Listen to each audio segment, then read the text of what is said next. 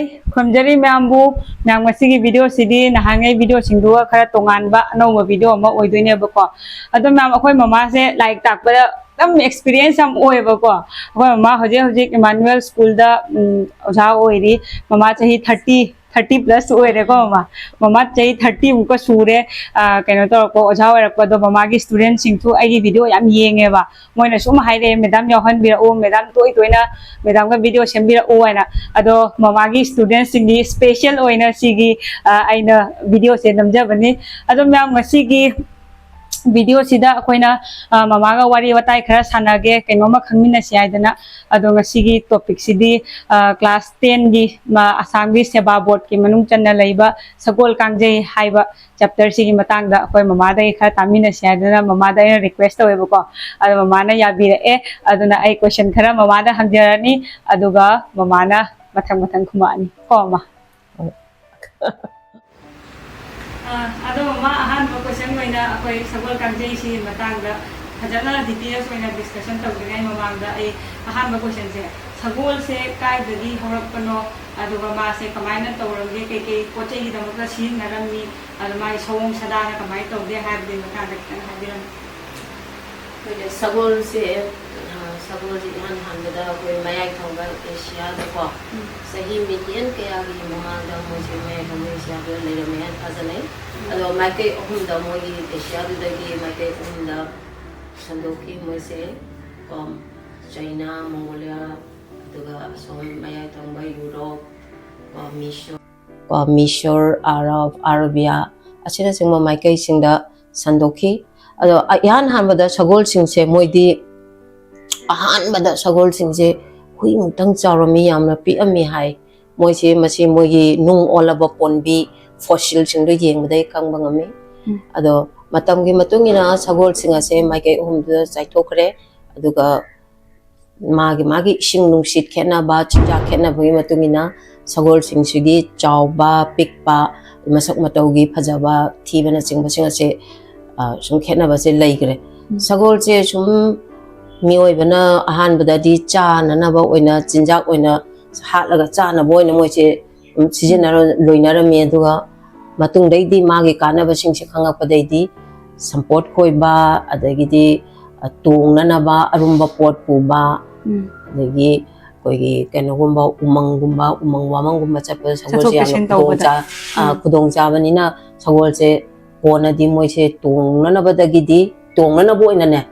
sijina ba haubre ba ahan ba moi cha nana ba gi dang ta loiram mi do cha na wi dang ta loir moi hatan charam me moi se aduga mioi bana ko na di mai kana ba se khanga padagi samthon na moi se tung nana ba oina ne ko cha tu sen gi pambe oina kana ba me amam ne leiram me bana tra ado sagol gi chaw pi moi phajab ga khena ba hai ba sida ko oi akoi gi somom da leiri ba sagol sing sigi mai mo mu tau sina sagol sing sina pi aduga somda nongchuk da leiri ba sagol sing se moi gi sing nungsi tugi matung ya chinjak na hai ga da ke no moi se wangkhat khare chapkhat khare aduga arab faina khangna ba moi gi pangbu gi sagol sing sina prithvi da koi malem sida ne khwai dagi masak phajaba sagol ne hana ne adom da leiba sagol sing se wadi phajaba sagol ne hana hamai amana lei mama aina second question se ma'am first question do mama gi do yam nungai bani ko tabda ado ai second question se mama da hanga ge ba ado mama sagol kangjei se malem gi atopa karam mafam da sanaram ge akoi manipur gi sina pona la ase ado malem gi atopa karam mafam da sagol kangjei si sanaram ge dui matang da Kristana Pokre mamang sahi lising amaga samapan nga modra dai da ko Misor da mina sagol se tonglaram bai wari fangi aduga atopa mana Kristana Pokre ge sahi samnga ga kun manga da na hariba partial lewak sida sagol kangjei sanarami aina nongsublong mi singa thajanari ba ko adudagi mapam khara da dum sagol kangjei sanawja hawdok ya na moi thajanai adai du da hariba kaino se partial lewak da salai sanari ba sagol kangjei se polo haiba se tibet ki pulu haiba pulu di kangdum se pulu se sidai oi ki bane ba ko pulu haiba ge artha dai no se haiduni kangdum haiba ne ma ko ado sanaba sina partial lewak da sanare aduga sanaba gi mingsina polo ai sina ꯇꯤꯕꯦꯠꯀꯤ ꯄꯨꯂꯨꯗꯨꯗꯒꯤ ꯂꯥꯛꯏ ꯍꯥꯏꯕꯁꯦ ꯃꯁꯤꯁꯦ ꯌꯥꯝꯅ ꯆꯥꯟꯅꯗꯕ ꯋꯥꯐꯝ ꯑꯃꯅꯦꯕ ꯀꯣ ꯃꯔꯝ ꯑꯗꯨꯅ ꯑꯩꯈꯣꯏꯒꯤ ꯀꯩꯅꯣꯁꯤꯗꯗꯤ ꯑꯩꯈꯣꯏ ꯃꯩꯇꯩꯒꯤꯗ ꯍꯥꯏꯇꯥꯔꯒꯗꯤ ꯀꯣ ꯃꯅꯤꯄꯨꯔꯗꯗꯤ ꯈ꯭ꯔꯤꯁꯇꯅ ꯄꯣꯛꯇ꯭ꯔꯤꯉꯩꯒꯤ ꯆꯍꯤ 5,000ꯒꯤ ꯃꯃꯥꯡꯗ ꯃꯅꯤꯄꯨꯔꯗ ꯄꯥꯜꯂꯝꯕ ꯅꯤꯡꯊꯧ ꯀꯥꯡꯕꯒꯤ ꯁꯅꯥꯍꯥꯛꯇꯛꯇꯒꯤ ꯀꯣ ꯁꯒꯣꯜ ꯀꯥꯡꯖꯩꯁꯦ ꯃꯅꯤꯄꯨꯔꯗ ꯁꯥꯟꯅꯔꯝꯃꯤ ꯍꯥꯏꯅ ꯊꯥꯖꯅꯔꯦꯕ ꯑꯩꯈꯣꯏꯗꯤ ꯀꯣ ꯃꯣꯏꯒꯤꯅ ꯈ꯭ꯔꯤꯁꯇꯅ ꯄꯣꯛꯇ꯭ꯔꯤꯉꯩꯒꯤ ꯆꯍꯤ 515ꯗ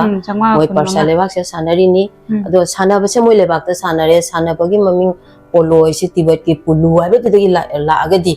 ꯑꯅꯤꯁꯤ ꯑꯩꯈꯣꯏ ꯆꯥꯟꯅꯕ ꯋꯥꯠꯂꯦꯕ ꯑꯗꯨꯅ ꯃꯁꯤꯒꯤ ꯋꯥꯐꯝꯁꯦ ꯑꯩꯈꯣꯏ ꯅꯥꯇꯩ ꯆꯥꯕ ꯑꯃ ꯋꯥꯠꯂꯤ ꯑꯗꯨꯒ ꯑꯩꯈꯣꯏꯒꯤꯗꯤ ꯑꯩꯈꯣꯏꯒꯤ ꯏꯅꯤꯡꯊꯧꯅ ꯍꯥꯏꯁꯤꯅꯤ ꯈ꯭ꯔꯤꯁꯇꯅ ꯄꯣꯛꯇ꯭ꯔꯤꯉꯩꯒꯤ ꯆꯍꯤ 5,000ꯒꯤ ꯃꯃꯥꯡꯗ ꯄꯥꯜꯂꯝꯕ ꯃꯅꯤꯄꯨꯔꯗ ꯄꯥꯜꯂꯝꯃꯤꯕ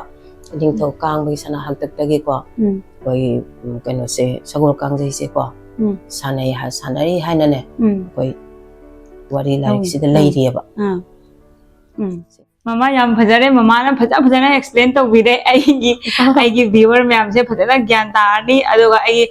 viewer sinyaw ba id class 10 gi student sing ga yaw ba tar di class 10 gi da natte da any maitai khuding mak na sagol kangjai gi matang da khangbam ju thoe ba akoi gi di especially akoi assam da leiba maitai macha sing se yam hinjan na syllabus da phajana khang asi gi chapter sing se marang kaina manipur da tamba dwaina sida yaw dam ni na ne akoi thau yam tae na khallaga akoi na mama ga ibani na si se discuss tawraga akoi si video se lawine ba ko ado mama mathangi question da mong tara age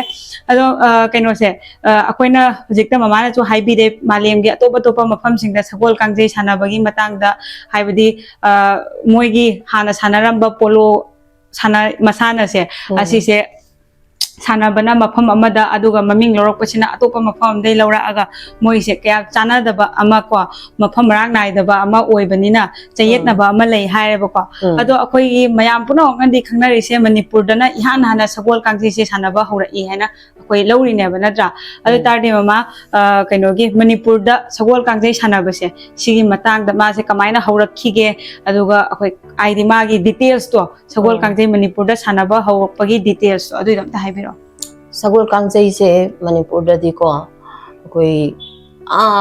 mi ga lai ga samnari ngai matam dagi ko mi na lai dagi tamobai wari ga se lai ribani ko koi maitai gi sagol sidi marjing lai na puthu I haina thajani aduna bu sagol sinaram dai matam da marjing lai se he khurami bane ko aduna mi ga lai ga samnari ngai matam da ko mi na lai dagi tamho ba aduga loina na koi gi sagol kangjai sana matam da koi gi maitai gi dine michang se taret layeba nakal amada taret nakal amada taret adi suppose koi 13 na sanayeba michang se taret ado taret haiba se koi maitai gi da taret ai se koi chanare eba koi di kudam moina harbada koi lainura taret heloi taret lairam taret jek salai taret adagi chayol numit taret ni ko sumaina taret haiba sina yumpham oiraga ne akoi gi sagol kangjai sanabada su akoi michang se taret oeba taret oiraga akoi sanare eba si se akoi na mahanana ko korau han base akoi numisina nongpo omdai thoraga nongchuk lomda ta ki base masi sibu korau han bana sagol tongaga chati haina ne maitai singna wari na rieba ko adi koina taba matum taba pose kangdum ko eba adudagi kangtum ko eba kangdum tudagi kangdum aje oireine sumaina oiraktana akoi maitai gi di lai hamtaktagi sagol kangjai se sumaina sanare haida ne yauri wari like sida mayam ahum suba question mama da mo hangjarage ado mama aina hujik hangningi se keno manipur da ningthau palingai matam da ne sagol kangjai se kamaina sanaba hauramge mai kanglon singdo rules and regulations singdo kamai haurak padam da haibi ningthau palingai matam da ko maite akoi maitai singna sagol kangjai se pangsan da sanaram de ningthau palingai matam da moina thaban gi matungina ne chahi amai manungda amukatang sane ba sagol kangjai se ningthau palingai matam da ko madui dubu meragi nong mapan bada kogi mera kangjai haina amukatang sane chahi amgi manungda matam da ningthau na ne pana dagi michang se khaidoga moi michang naina sanali ko asai michang tere to michang do naina sanali moi se ado sanaba hawdringai gi mamang du da kogi sannagadoriyo maikei animaki misingse asina maikei da tongan phamnaraga ko maikei da tongan phamnaraga phamnariba maikei du dagi haira landana kotana yamna nungsi chanaba ide sanaba ibasimakta bo koi aigi mina thoihaningba nangi mina thoihaningba ko asumana tawbai kalak yang thinaba kaigumba ma aigina thoihanningbagi nangina namdaningbagi adumbai wakhalon gase amata phangna dabida ko yamna nungsi chanana ne haira landana kotana chamin thangminaraga sagol kangjei se sanagadoribni ado sanaba howdringai mamangda ningthongna mana bol che ko sanadringai da bol langaga ne matakta langkalaga kangdum se bol ko gi meteron da kangdum haitare ko kangdum je matakta langkalaga sanaba se howdoi Jika hari ba mana bol langaga sanaba howdoi se hanagi ekoi gida hantri hunbai na kawiba habadi ningthau palingai matamda koi sagol kangjei sanaba howdringai da ningthau na ne maikei animakte haira lan khotan chamina lorakanda bol langaga mana kano se kangdum je langaga ne sanaba howdokpado mado hantri hunba kawiba adamaina hantri hulaba matungda maikei animaktagi kano singsina sanaba hawi Ma'am mama da mathangi question amuk hangjarage ado mathangi question sina mama akoina sagol kangjei sanaba matamda sinariba kangdrum amasung kangjei se sigi matangda amtang haibiram sagol kangjei sanabadadi akoina sagol kangjei sanaba isimukta buko sagol du tungaga oi madai du da changba pochang jingdo kangjei kangdrum sineba ko ada hariba ma koi maitai ronda kano kangdrum haise ko si se akoi waru si phuktoga akoi wagi maru si phuktoga maje kanghalaga ne ko kanghalaga maje matum ta na ne magi chawba se chawrakna inchi lom wangna akoi matum ta na ne maje matum ta na shai aduga yengbada nungai na ba moi sunuga taisa sunu angobuga taisandana taisali ko sigi kaino se kangdum se waru se phuktoga kanghala sari me ko inchi lom wangna aduga kangjei chidi mai kangjei makok se lina oinai ko ma se chawrangna ko gi khuduk lom sumaina sangi aduga kangjei hujiki kaino se kangjei sigi asang bachina lina oiraga ne aduga kanghu haji se kangjei kanghu haji se kanghu haji na kap ama khara hena sange hujiki hariba kanghu se machi se hutlaga madai tu da kaino gi kangjei gi machai se ma lengchal duri ne ko lengchal matung da matu do horen di kangjei sanar ko matam da una langda sanar to ni na paithoki da na gi da makta oi nakse sida hui tha na ne yamna chenna ne chelhal leba aduga lina oiba ko ye kangjei se lina oiba je horen sanar ko matam da di humang song ni na ko humang song matam da li se pai matam da sechen nan thoi ko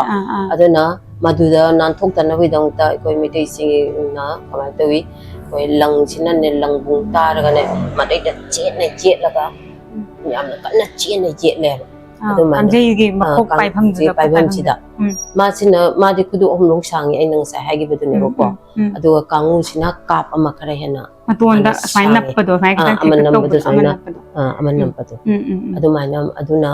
kap ama khara hena sangi nga sai kangdum tu di na ina hai ka ko adi waru photo sa do me inchi long wangna Ado ma'am handaki wang sina aina yam khangjaningba haitare aduga viewer ma'am agi viewer ma'am na su soidam ki khangningangwani handaki question se ado aina mama da hangningi se thaina ngai matamda sagol kangjei sanaba matamda sanaroi singna kai phi set ke moigi sagol singdu su kai phijet leiteng tauge haibdo ado khangningi ba kaino bu akoi hojik tv da yengma matamda akoina moigi full costume moina mogi tongan ba oina sanaroi singi setli aduga sagol singda chu kari no myam am nappe ba ko aduga degi de akoina maitai gi film am kha sanabi haiba haibam sam sharma gi film am khak do aduda so akoina mate am khak ja hogune ado mama am da haibi umne kamai tawrong ge na matam dugi hoi sagol kangjei sanaba sida ko hekta sagon tongkhale ta sanaba budi nate admaina ti nate ba sagol ge sanaroi singje sagol kangjei sanaga dori bagi sanaroi singje moidi akoi ge hanagi akoi ge thaina ge ipai pu singje moi gi wakhalon che sthak wangar poni ne nang hoji gari thobdaga udariba helmet kai se moi han season loi kram chahi kya mama moi na na putok loi kram ne aseng okay ko moi na chawul kangjai sana ba sida ko moi na hoi phajom cheli phajom ge kunja che moi na ninglom da takhat laga ne ko phajom chela sane phajom che ado chon chon law na selaga din na te khu mathak sida ko moi na kunja che ninglom da yap khat laga khu mathak sida set laga moi sana dorini aduga kokta sokta na bui damak ta kok se sida sokta na ba moi wakhalon se ina wangi haido sida koyet angau bam jetli koyet angau ba se yetli se horen kok to sagol da ge ta daga sokta nam ne ba kok se adai du da dam koyet tu dang jet pai si de ta gini na adai du ta da na ba ge damak ta moi na mari ma na pa laga khadang sida ne swai da pangna braja ba si photo da yaw ba ado na mai khadang sida ma kisal le moi hazal le ba masi je kokta sokta na bani hai gare ko aduga khu da na ne horen kangjai je sana rak pa matam sida kangjai kangu se ekta sapu kana thoma ka doi mina na ba da khu hai rim ne khu da pa ga de khu da pa la loi da khu da sagwa kangjai na thom ba da sokta na bai da mak ta koi gi phi na khongye che phi na ne semaga moina masai da mari je pa la ga yesan da na ne khu da sokta na ba moi adamai na khonga aina ma yesali ko ko na khonga koi ko wi aduga ko ki na ko yet ko wi adamai na ko si yet laga moi phajom sel ga sanara mi ko gi pije lai ting se sanaroi singi aduga sagol da so yamna decorate da habidi yamna ka hena kano tobi wan te koi chana bugi matungina ne sagol ge manam da koi sanaroi singduna phamna na bui damak da bajana sara ba koi saban phamna na ba se si moi che na ki na happy aduga sagol ge manam jida ken lang jina matum taraga saba lalu ahum mai na ne ko lalu ai ti matum ta ba se lalu ai ti khangena koi ge kano se kabok suguna matawraga matum round tan ngorong obam le do phaja kabok makup to na pra question ba mai pura yon ba ni ne boni na ai ni lalu chana so si da lalu chaw do full le do lalu adu ma dei khanga bu adu jike ari ba ma lang na saba lalu ahum se sagol ge manam da happy ko sagol ge pijele ting je adu sagol je ya chanchalli ko moi ya chanchalli je horen mana puning ma mai ke de pudorim ne ba sagol se ya chanchandra di horen sagol du na pu ba mai ke di da ma chatori ni sanaroi se adu ya chanchallaga di sanaroi sina sagol du puning ma mai ke de pudori ne ba adu mai na tawna moi ge pijele ting se moi tawi ado hari ba lalu ahum che mai ai thang ba lalu se si yengaga mama ge ko ipai pusina ne sagol che masa kalli adai natraga na masa je ware e khol e haiba se adu yengaga khangba ngame na moi hainai khang ai singha ko madugi adi matu tektharak pa khangde natraga kano torok pa khangde adi hoine masa soladi kano humang chawni ngane chothara mata tukthara angani dana ko aduna sanaroi sina ne sagol ge lara mayai thangba lalu se yengaga sagol si masa kalli sana ba yageni yaro ai se pibam je khangba ngame hai mayai thangba lalu se yenga sumaina pijale ting se maya mai nungai bi loi re ngasi video se yam informative boy re mama ga wari sana ba se bo mi myam na hai nei je chu mi myam na hai nei je chum me ba madam loi da nga tak ba si di loi na nungai bi ne ai ma na bi myam am se le ya ba ko moi sum hai ba noi mama do phaja tak pa ni noi mama do phaja tak pa ni na adai nga si di phaja na u ja re kabuk chabrai bo nung tum chai oi na si adom na mai hujik mama da mathang da hangdoi se mama akoi gi kaino gi maitai gi oiba manipur gi sagol kangjai gi masana sana ba se mai kanglon singsiga hujik matam da sanari ba malem gi polo aina khangnari ba masana se siga kari khetna ba leige rido adu mata na tang hadu oi akoi sagol kangjai se manipur da sanai je sagol kangjai hare ko ado siga duga malem na khangnari ba polo siga sana ba se ayam miram do manna ba bu ti du manai kara mana ba ti dum yawi ko aduga khena ba su khara lai khena ba lai hadi koina sanaroi da aina ngasai haigi ba maitai gi di koi sanaba da misang che tare koi ko aduga polo sanaba matam da dine misang je mari tang oi ba ꯑꯩꯈꯣꯏꯅ ꯇꯔꯦꯠ ꯑꯣꯏ ꯃꯣꯏꯅ ꯃꯔꯤ ꯈꯛꯇꯪ ꯑꯣꯏ ꯑꯩꯈꯣꯏꯅ total 30 ꯃꯣꯏꯅ total 9 ꯃꯣꯏꯅ 9 ꯈꯛ ꯑꯣꯏꯔꯤꯕ ꯑꯗꯒꯤꯗꯤ ꯃꯣꯏꯒꯤꯗꯤ ꯀꯩꯅꯣꯁꯦ ꯄꯣꯂꯣ ꯁꯥꯟꯅꯕꯒꯤ ꯃꯥꯒꯤ ꯀꯥꯡꯂꯣꯟꯁꯤꯡꯁꯦ ꯍꯣꯂꯤꯡꯒꯥꯝ ꯄꯣꯂꯣ ꯑꯦꯁꯣꯁꯤꯌꯦꯁꯟ ꯍꯥꯏꯅ ꯃꯣꯏꯒꯤ ꯑꯦꯁꯣꯁꯤꯌꯦꯁꯟꯁꯤꯅ ꯁꯦꯝꯃꯤ ꯑꯗꯣ ꯑꯩꯈꯣꯏ ꯃꯩꯇꯩꯒꯤꯅ ꯃꯗꯨꯒꯤ ꯀꯥꯡꯂꯣꯟꯁꯦ ꯈꯪꯕ ꯍꯩꯕ ꯑꯈꯪ ꯑꯍꯩꯁꯤꯡꯅꯅꯦ ꯃꯩꯇꯩꯒꯤ ꯑꯈꯪ ꯑꯍꯩꯁꯤꯡꯅ ꯑꯗꯨꯝ ꯁꯦꯝꯖꯩꯌꯦꯕ ꯑꯩꯈꯣꯏꯒꯤꯗꯤ ꯀꯣ ꯑꯗꯣ ꯁꯥꯟꯅꯕ ꯃꯇꯝꯗ ꯑꯩꯈꯣꯏꯗꯤ ꯀꯃꯥꯏꯅ ꯇꯧꯏ ꯃꯇꯥ ꯃꯥꯟꯅꯕ ꯑꯩꯈꯣꯏꯒꯤ ꯂꯝꯄꯥꯛ ꯑꯃꯗꯅꯦꯀꯣ ꯑꯩꯈꯣꯏ ꯑꯗꯨꯝ ꯁꯒꯣꯜ ꯀꯥꯡꯖꯩꯁꯦ ꯁꯥꯟꯅꯔꯝꯃꯤ ꯍꯥꯏ ꯑꯗꯣ ꯁꯥꯟꯅꯕꯁꯤꯗ ꯃꯤꯇꯔ 8 ꯂꯣꯝ ꯂꯥꯞꯅ ꯀꯩꯅꯣꯒ ꯒꯣꯜ ꯄꯣꯁꯀ ꯌꯨꯡꯕꯗ ꯑꯩꯈꯣꯏꯗ ꯒꯣꯜ ꯄꯣꯁ ꯌꯨꯡꯉꯒꯅꯦ ꯃꯔꯛꯇ ꯀꯥꯡꯗ꯭ꯔꯨꯝ ꯌꯩꯁꯟꯗꯅ ꯄꯥꯟꯖꯟ ꯆꯟꯕꯒꯤ ꯆꯠꯅꯕꯤꯁꯦ ꯑꯩꯈꯣꯏꯗ ꯂꯩꯔꯝꯗꯦ ꯀꯣ ꯁꯥꯟꯅ ꯍꯥꯏꯗꯤ ꯀꯃꯥꯏꯅ ꯁꯥꯟꯅꯩꯅꯣ ꯍꯥꯏꯕꯕꯨ ꯑꯩꯒꯤ ꯃꯥꯒꯤ ꯃꯥꯏꯀꯩꯗꯨꯗꯅꯦꯀꯣ ꯁꯥꯟꯅꯔꯤꯕ ꯃꯥꯏꯀꯩꯗꯨꯒꯤ ꯄꯔꯦꯡꯁꯦ ꯊꯨꯡꯅꯅꯕ ꯃꯥꯏ ꯀꯥꯡꯗ꯭ꯔꯨꯝꯁꯦ ꯌꯩꯕ ꯌꯥꯏꯑꯕ ꯑꯦꯅꯤ ꯃꯐꯝꯗ ꯌꯩꯅꯤꯡꯕ ꯃꯐꯝꯗ ꯃꯥꯏ ꯃꯥꯏꯀꯩꯗꯨꯗ ꯃꯥꯏ ꯄꯔꯦꯡꯗꯨ ꯊꯨꯡꯅ ꯌꯩꯕ ꯌꯥꯏ ꯒꯣꯜ ꯄꯣꯁ ꯌꯨꯡꯉꯒ ꯃꯔꯛꯇ ꯀꯥꯡꯗ꯭ꯔꯨꯝ ꯌꯩꯁꯟꯗꯅ ꯄꯥꯟꯖꯟ ꯆꯟꯕꯒꯤ ꯆꯠꯅꯕꯤꯁꯦ ꯂꯩꯔꯝꯗꯦ ꯍꯥꯏꯕꯀꯣ ꯑꯩꯈꯣꯏ ꯃꯩꯇꯩꯒꯤ ꯁꯒꯣꯜ ꯀꯥꯡꯖꯩꯗ ꯃꯩꯇꯩꯒꯤ ꯁꯒꯣꯜ ꯀꯥꯡꯖꯩ ꯁꯥꯟꯅꯕ ꯃꯇꯝꯗ ꯑꯗꯨꯒ ꯄꯣꯂꯣꯒꯤꯗꯗꯤ ꯃꯤꯇꯔ 8 ꯂꯣꯝ ꯂꯥꯞꯅ ꯃꯣꯏ ꯒꯣꯜ ꯄꯣꯁ ꯌꯨꯡꯉꯒ ꯁꯒꯣꯜ ꯀꯥꯡꯖꯩꯁꯦ ꯁꯥꯟꯅꯩꯌꯦꯕꯀꯣ ꯁꯤ ꯑꯅꯤꯁꯤꯃ ꯈꯦꯠꯅꯔꯦ ꯑꯗꯨꯒ ꯑꯩꯈꯣꯏꯒꯤ ꯁꯒꯣꯜ ꯀꯥꯡꯖꯩꯁꯦ ꯁꯥꯟꯅꯕ ꯃꯇꯝꯗꯅꯦ ꯀꯥꯡꯖꯩꯁꯦ ꯌꯦꯠꯅ ꯑꯣꯏꯅ ꯌꯩꯕ ꯌꯥꯏꯑꯕ ꯑꯩꯈꯣꯏꯒꯤꯗꯤ ꯑꯩꯈꯣই ꯁꯒꯣꯜ ꯀꯥꯡꯖꯩ ꯁꯥꯟꯅꯕꯗꯗꯤ ꯑꯗꯨꯒ ꯃꯥꯂꯦꯝꯒꯤ ꯑꯣꯏꯅꯗꯤ ꯃꯣꯏꯁꯦ ꯃꯃꯥꯏꯗꯅ ꯌꯩꯔ ꯁꯥꯟꯅꯩꯌꯦꯕ ꯁꯤꯁꯤꯃ ꯂꯩꯀꯣ ꯑꯗꯨꯒ ꯁꯥꯟꯅꯐꯝ ꯂꯝꯄꯥꯛꯇꯨꯁꯨ ꯃꯣꯏꯒꯤꯗꯤ ꯑꯀꯛꯅꯕ ꯍꯥꯏꯗꯤ ꯃꯤꯇꯔ ꯑꯁꯨꯛ ꯁꯥꯡꯕ ꯍꯥꯏꯅ ꯃꯣꯏ ꯑꯀꯛꯅꯕ ꯃꯥꯒꯤ ꯒ꯭ꯔꯥꯎꯟꯁꯤꯒꯤ ꯄꯥꯛ ꯆꯥꯎꯕꯁꯤ ꯂꯩꯕ ꯑꯩꯈꯣꯏꯅꯕꯨ ꯑꯗꯨꯝ ꯃꯇꯥ ꯃꯥꯟꯅꯕꯗ ꯁꯥꯟꯅꯩꯗꯅꯀꯣ ꯑꯗꯣ ꯑꯩꯈꯣꯏꯒꯤꯗꯤ ꯃꯩꯇꯩꯒꯤꯗꯤ ꯁꯥꯟꯅꯕꯁꯤꯗ ꯁꯥꯟꯅꯕ ꯍꯧꯗ꯭ꯔꯤꯉꯩ ꯃꯃꯥꯡꯗꯀꯣ ꯁꯒꯣꯜ ꯄꯨꯊꯣꯛꯑꯝꯕ ꯑꯩꯈꯣꯏ ꯃꯥꯔꯖꯤꯡ ꯂꯥꯏꯒꯁꯦ ꯊꯧꯅꯤꯗꯅ ꯈꯨꯔꯝꯕꯩ ꯆꯠꯅꯕꯤ ꯂꯩ ꯃꯣꯏꯗꯗꯤ ꯑꯗꯨ ꯊꯣꯏꯗꯣꯛꯄ ꯂꯩꯇꯦ ꯃꯣꯏꯒꯤꯗꯗꯤ ꯑꯗꯨꯝꯕꯁꯨ ꯂꯩꯇꯦ ꯑꯗꯨꯒ ꯑꯩꯈꯣꯏ ꯅꯤꯡꯊꯧ ꯄꯥꯜꯂꯤꯉꯩ ꯃꯇꯝꯗ ꯇꯧꯕꯒꯤ ꯁꯥꯟꯅꯕꯒꯤ ꯃꯑꯣꯡꯁꯦ ꯃꯣꯏꯒ ꯈꯤꯇꯪꯗꯤ ꯍꯣꯏ ꯑꯗꯨꯃꯥꯏꯅ ꯑꯩꯈꯣꯏꯒꯤ ꯆꯠꯅꯕꯤꯁꯦ ꯃꯣꯏ ꯊꯣꯏꯗꯣꯛꯅ ꯇꯧꯗꯦꯕ ꯑꯗꯨꯒ ꯑꯩꯈꯣꯏꯒꯤꯗꯅ ꯑꯗꯨꯝꯕꯁꯦ ꯂꯩ ꯑꯗꯨꯒ ꯑꯩꯈꯣꯏꯒꯤ ꯃꯩꯇꯩꯒꯤ ꯁꯒꯣꯜ ꯀꯥꯡꯖꯩ ꯁꯥꯟꯅꯕꯗ ꯁꯤꯖꯤꯟꯅꯔꯤꯕ ꯁꯒꯣꯜꯁꯦ ꯃꯁꯤ ꯑꯄꯤꯛꯄ ꯁꯒꯣꯜꯅꯦꯕꯀꯣ ꯈꯔ ꯄꯤꯛꯇꯛ ꯇꯧꯏ ꯃꯁꯤ ꯄꯣꯅꯤ ꯍꯥꯏꯔ ꯈꯪꯅꯩꯌꯦꯕꯀꯣ ꯄꯣꯅꯤꯁꯦ ꯑꯩꯅ ꯉꯁꯥꯏ ꯁꯒꯣꯜ ꯍꯧꯔꯛꯐꯝ ꯍꯥꯏꯕ ꯃꯇꯝꯗ ꯁꯒꯣꯜꯒꯤ ꯃꯥꯒꯤ ꯁꯟꯗꯣꯛꯈꯤꯕ ꯃꯥꯏꯀꯩꯁꯤꯡꯗꯣ ꯑꯗꯨꯅ ꯃꯣꯡꯒꯣꯂꯤꯌꯥ ꯆꯩꯅꯥ ꯑꯩꯈꯣꯏ ꯁꯣꯝꯗ ꯁꯟꯗꯣꯛꯏꯕ ꯁꯒꯣꯜꯁꯤꯡ ꯄꯤꯛꯏꯁꯤꯡ ꯄꯣꯅꯤ ꯍꯥꯏꯔ ꯈꯪꯅꯩꯌꯦꯕ ꯑꯗꯣ ꯋꯦꯁꯇꯔꯟ ꯂꯣꯝꯗ ꯁꯣꯝꯗ ꯁꯟꯗꯣꯛꯈꯤꯕ ꯁꯒꯣꯜꯁꯤꯡꯁꯦ ꯆꯥꯎꯕ ꯈꯦꯠꯅꯈꯤꯕꯗꯣ ꯑꯗꯨꯃꯥꯏꯅ ꯂꯩꯌꯦꯕ ꯑꯩꯈꯣꯏꯁꯦ ꯂꯩ ꯑꯗꯨꯇꯥꯔꯗꯤ ꯃꯃꯥꯅ ꯍꯥꯏꯁꯦ ꯑꯩꯈꯣꯏꯒꯤ ꯃꯩꯇꯩꯒꯤ ꯁꯒꯣꯜ ꯀꯥꯡꯖꯩꯗ ꯁꯥꯟꯅꯕ ꯁꯒꯣꯜꯁꯤꯡꯁꯤꯕꯨ ꯑꯩꯈꯣꯏꯅ ꯄꯣꯅꯤ ꯍꯥꯏꯔꯒ ꯈꯪꯅꯩꯌꯦꯕ ꯅꯠꯇ꯭ꯔꯥ ꯑꯗꯣ ꯃꯃꯥ ꯄꯥꯛꯌꯩ ꯍꯥꯏꯅꯁꯨ ꯇꯔꯝ ꯑꯃ ꯈꯜꯂꯛꯑꯦ ꯄꯥꯛꯌꯩ ꯍꯥꯏꯁꯦ ꯀꯩꯅꯣ ꯄꯥꯛꯌꯩ ꯁꯥꯟꯅꯕ ꯍꯥꯏꯁꯦ ꯑꯩꯅ ꯍꯥꯏꯗꯨꯅꯦꯕ ꯍꯧꯖꯤꯛ ꯒꯣꯜ ꯄꯣꯁ ꯌꯨꯡꯗꯕ ꯑꯩꯈꯣꯏ ꯁꯥꯟꯅꯔꯤꯕ ꯃꯥꯏꯀꯩꯁꯤꯒꯤ ꯄꯔꯦꯡꯁꯦ ꯊꯨꯡꯅꯅꯦ ꯀꯥꯡꯗ꯭ꯔꯨꯝ ꯌꯩꯔꯒ ꯄꯥꯟꯖꯟ ꯆꯜꯂꯤꯁꯦ ꯑꯁꯤ ꯄꯥꯛꯌꯩ ꯁꯥꯟꯅꯕ ꯀꯧꯏꯕ ꯑꯩꯈꯣꯏ ꯃꯩꯇꯩꯒꯤꯗꯤ ꯄꯥꯛꯌꯩ ꯍꯥꯏꯗꯤ ꯑꯦꯅꯤ ꯃꯐꯝꯗ ꯌꯩꯕ ꯌꯥꯏꯌꯦꯅ ꯄꯥꯛ ꯆꯥꯎꯅ ꯌꯩꯕ ꯃꯥꯒꯤ ꯃꯥꯏꯀꯩꯗꯨꯒꯤ ꯄꯔꯦꯡꯗꯣ ꯄꯔꯦꯡꯁꯦ ꯑꯁꯤ ꯊꯨꯡꯅꯅꯕ ꯁꯣꯝ ꯁꯥꯏꯠꯀꯤ ꯄꯔꯦꯡ ꯑꯃ ꯁꯣꯝ ꯁꯥꯏꯠꯀꯤ ꯄꯔꯦꯡ ꯑꯃꯗ ꯁꯥꯟꯅꯔꯤꯕꯒꯤ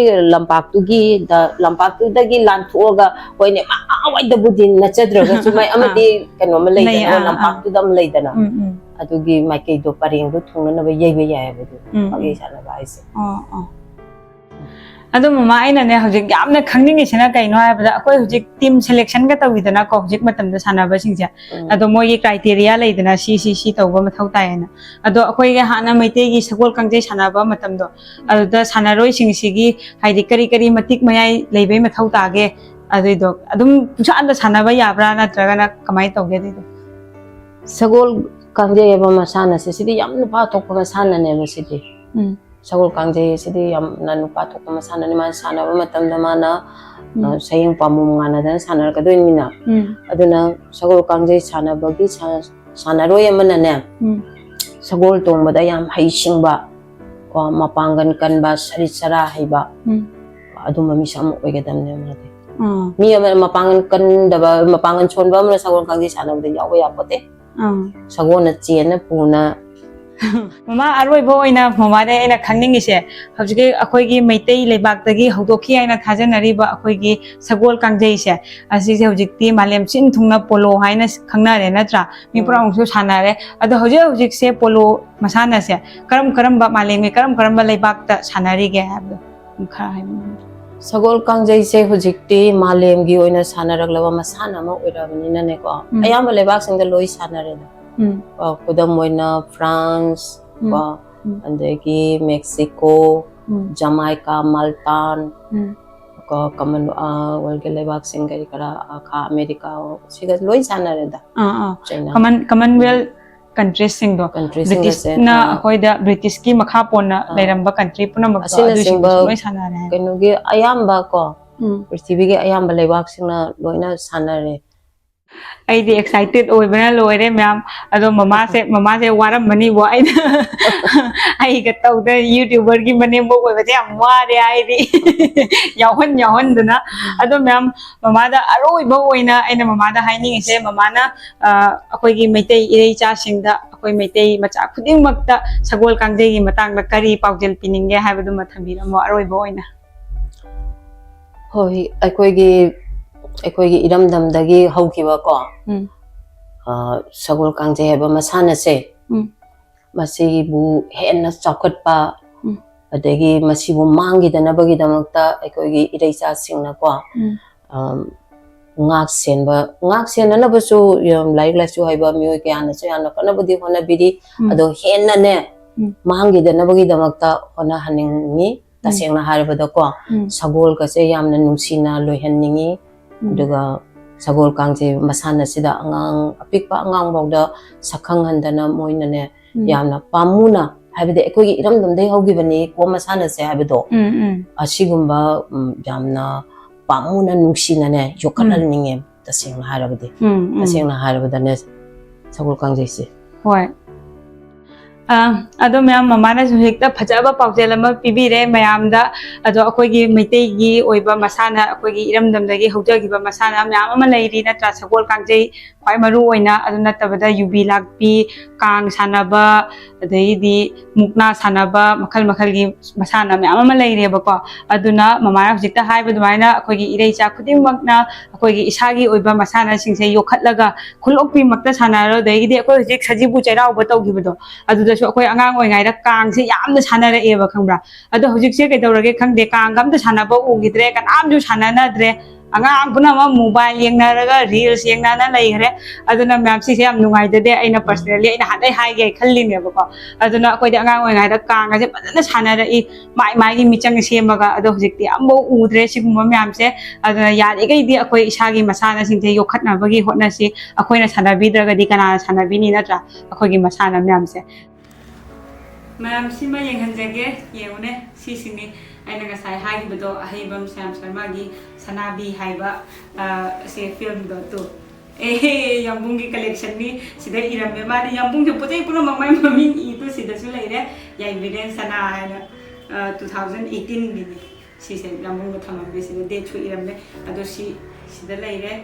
आइसु फजना फुल ओइना आई मते am तनेबको येंगिदो आई मपुंग फाना येंग्रिदो अंतंगि येंगबा तारे सिदा लैरे यंबुंगी कलेक्शन से अदुना म्याम आइना हजिकता हाइबदो अखोइ इसा इसागी मसाना सिंगे योखटलसी अदुने अदु म्याम काइखो आई ममादा कैनोमा पीगदब लैरी लैरमुको आई पुरा लाके मैम आई ने कमरा कैनो पुरा लाइबको खुदागो चलिने मैम आई ने कमरा टीवी दगा सुमु उरिबको मोबाइल दा मी सुमाइना वारी वाताय के सानाबा लोरे गिफ्ट हैम्पर के पीदरा ने तो आई खलिबा आई ममादा कैनोमा पीदोइने अदु ने कमरा आई ने पेक सिसो अमु तो हौद्रेबको अदु ने आई पेक तो बिदा सुम पीदगे ममा तदा से